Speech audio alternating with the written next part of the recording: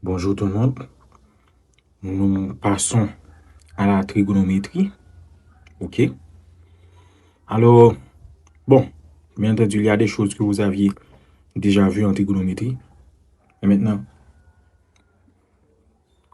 maintenant, ce qui est intéressant en classe 2 NS3, c'est l'approfondissement, je m'excuse, de la notion de trigonométrie. Alors, nous commençons avec les angles orientés, parce que en trigonométrie, les angles orientés sont incontournables. D'ailleurs, c'est on a pu utiliser. Tout comme il y a un angle 30 degrés, il y a aussi un angle moins 30 degrés. Tout comme il y a un angle 40 degrés, il y a aussi un angle moins 40 degrés. Et le signe, la notion de signe va dépendre de l'orientation de l'angle. Bien. Maintenant, remarquez bien qu'on nous donne un petit exemple rapide. OK? Les triplets ABC et EFG sont de sens contraire. C'est vrai. Pourquoi? Parce que si moi noter ABC, moi noter, nous remarquez ça veut dire, nous noter dans le sens de la gauche vers la droite. Bon, on va pas dire de la gauche vers la droite, mais dans le sens de rotation qui anti-horaire. Bon, qui horaire, c'est-à-dire qui dans le sens, qui allait dans le sens aigu d'une montre. Donc, ici, c'est rotation horaire. On avait déjà parlé, qui est différent de EFG, qui est le sens anti-horaire. Le sens contraire à celui de l'aiguille d'une montre. Donc, c'est pour nous dire que chaque orientation par. Donc, le sens anti-horaire, là, le positif, et ça fait nous elle marque plus là. Là, dans le sens horaire là, il est négatif. Donc, pour nous passer de notation à un point là, nous allons aller là directement. Remarquez bien que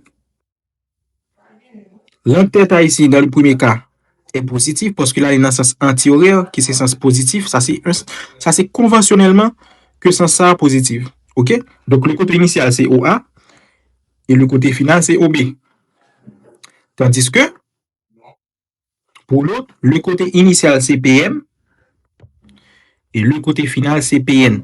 Donc, dans les deux cas, θ est de signe différent. Dans le premier cas, θ est un angle orienté positivement, tandis que dans l'autre, θ, bon, alpha, donc ici c'est alpha, alpha est un angle orienté négativement. Maintenant, on va faire une récapitulation rapide pour la trigonométrie. On se rappelle que la trigonométrie, c'est une base des mathématiques. Elle est très importante et on en avait déjà parlé. L'application directe de la trigonométrie s'effectue dans la propagation des ondes, dans la vibration de matière. Et n'oubliez pas, quand on considère, quelle que soit la matière que l'on considère, eh bien, la matière a une vibration qui lui est propre. Okay. Donc, c'est ça. On y va. Maintenant, on considère le cercle trigonométrique. Rappelez-vous, le cercle trigonométrique, on considère un angle, vous voyez l'angle X. Donc, l'angle X, il y a cos X qui lui est associé. Cos X, c'est la mesure OA.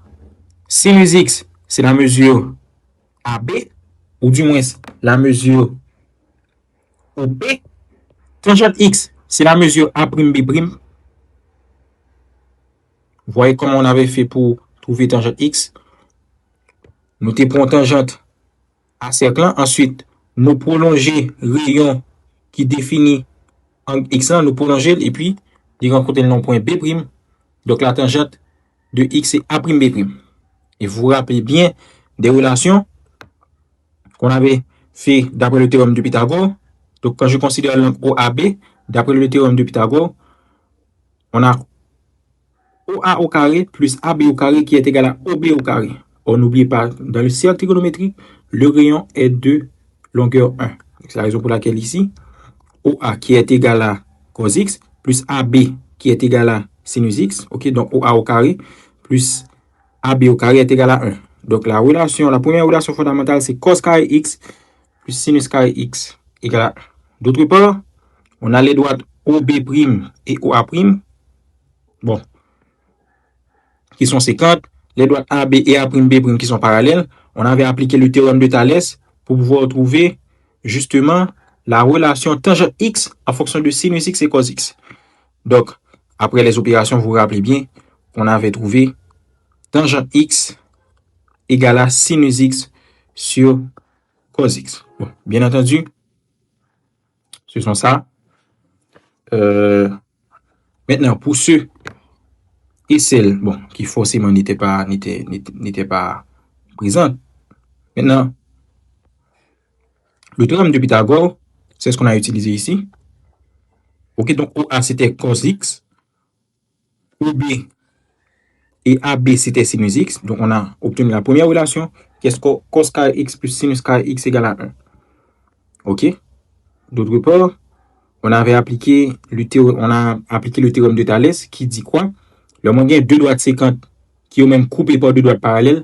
Donc, triangle qui déterminé par quatre droites, il y a aussi des triangles qui sont semblables. Et là aussi des triangles qui sont semblables, nous sommes capables d'utiliser théorie ça, d'après le théorème de Thalès. Donc, OB sur OB', les côtés homologues, OB sur OB' égale à OA sur OA' égale à AB sur A'B'. Et puis de là, on a trouvé la relation 1 sur OB' égale à cos x sur 1 est égal à sinus x sur tangente x, puisque c'est la deuxième relation qui t'intéresse nous parce que OB' nous pas connaît. Donc, on a trouvé cos x sur 1 est égal à sinus x sur tangente x. Donc, tangente x par cos x est égal à sinus x. Donc, tangente x est égal à sinus x sur cos x. Donc, on a cos carré x plus sinus carré x égale à 1 comme première relation. Et tangente x égale à sinus x sur cos x comme deuxième relation immédiate en trigonométrie.